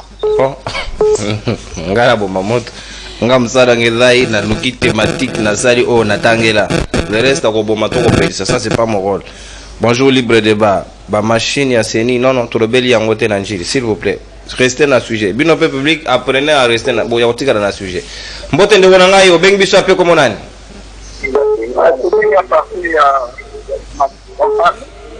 Depuis pompage oui ndeko makanisi nao. Bon, je m'appelle M. Mouyaya. Tombola moi mongongo s'il vous plaît. Madi Kongo nga M. Mouyaya.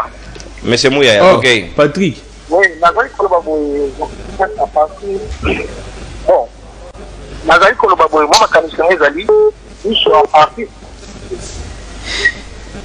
Téléphone na eza moi souci muke ndeko limbisa biso parce que ezo ya ondire na eko limbisa biso vraiment bolimbisi tosengi bolimbisi. Bonjour libre débat, merci pour la émission na bino ya kitoko mais ba invité na bino ba respecter ba téléspectateurs ceux qui parole eza et pas moninga et sengeli cause en tolérance s'il vous plaît, apprenez à vous taire quand l'autre parle, voilà.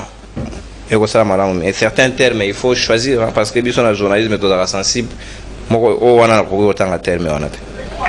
Mbote ndeko na ngai obengi biso ape comme nani? Oui, ça me faisait non na ben en télé. Ouais, makanisi nayo. Vraiment na sepena na mission lelo na kwa Chantal na bandi ko Mbote. Merci. Mais là on a regretté éducation et ça base du pays. Moko peut développer le quoi il faut venir de quand même journaliste. Déjà éducation et enseignement. Mais le total de l'école à l'État. Là, l'école privée, au moins la différence, c'est makati. L'école à l'État mal construite, surtout dans le milieu de ceux qui années. Mais l'école privée, au moins l'individu, à l'administration, l'école, au moins la condition très spéciale. Les gens qui enseignent, ils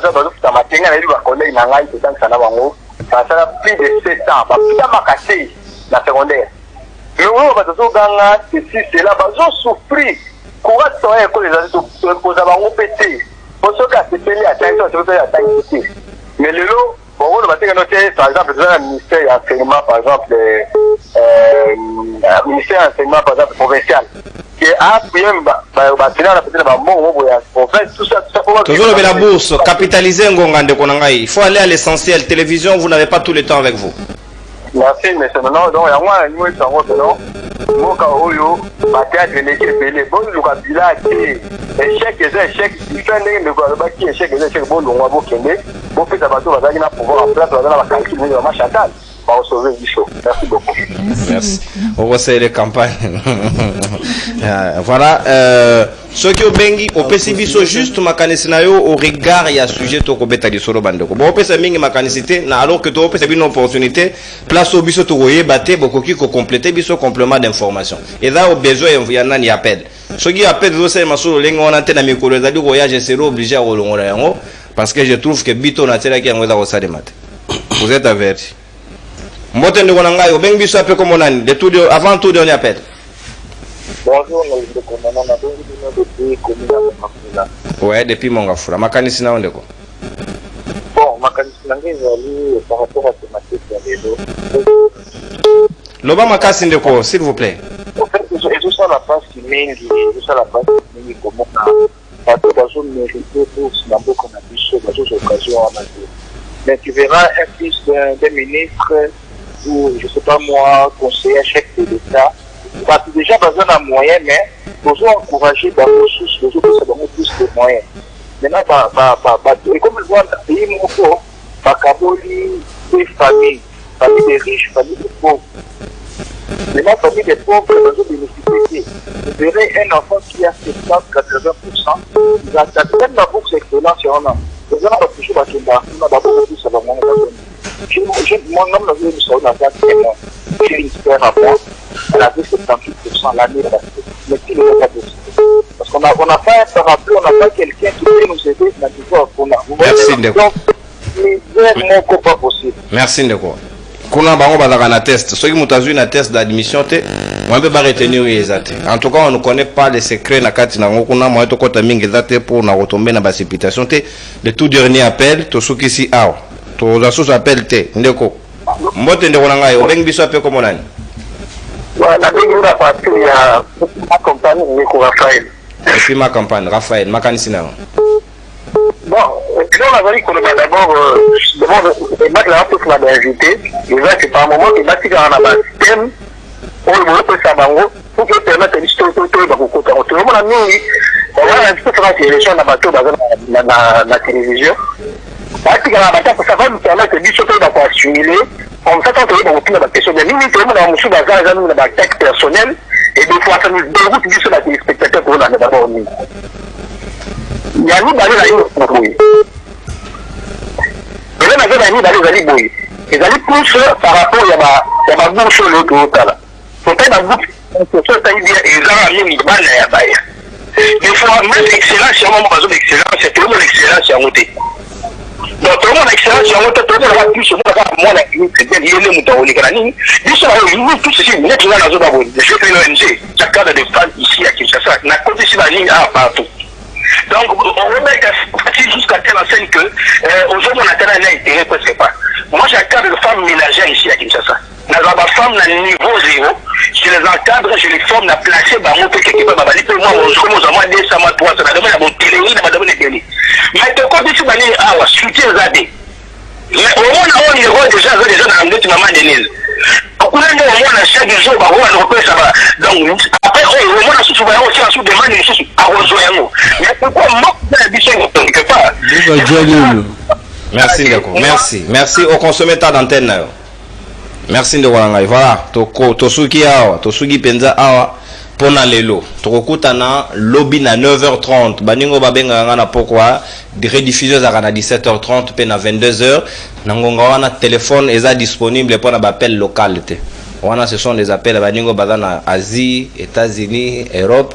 Na mikila bapa bakoyi ko benga ko pesa biso ba point de vue na bango. Binom bana barumbu babenga ngana tongo toza na tongo awa ezali disponible na BlueSat pe na TNT po bengi biso bandeko ya YouTube bokoki kotikela nga ba message bokoki pe ko benga après l'émission là c'est possible mais pendant l'émission na 9h30 tikino 10h30 et sengeli d'abord bato bazali sur le plan local nde yango précision nga qui n'a apporté na tondi bino botoni mama Chantal Moboni merci pour la disponibilité pe participation merci mon amboka Gaston pe na mongamba ya peuple merci maître Jacob Mbangi Padeko merci na opesa mode de fait là on a souhaité Grammy Nkangi les grands mon panzi sango merci Joël Mouka FMI pour la coordination merci John Katambo et Machi merci la partie technique Issa merci Archange merci Narcisse Kabeya une minute chacun mais topé ça n'a pas au revoir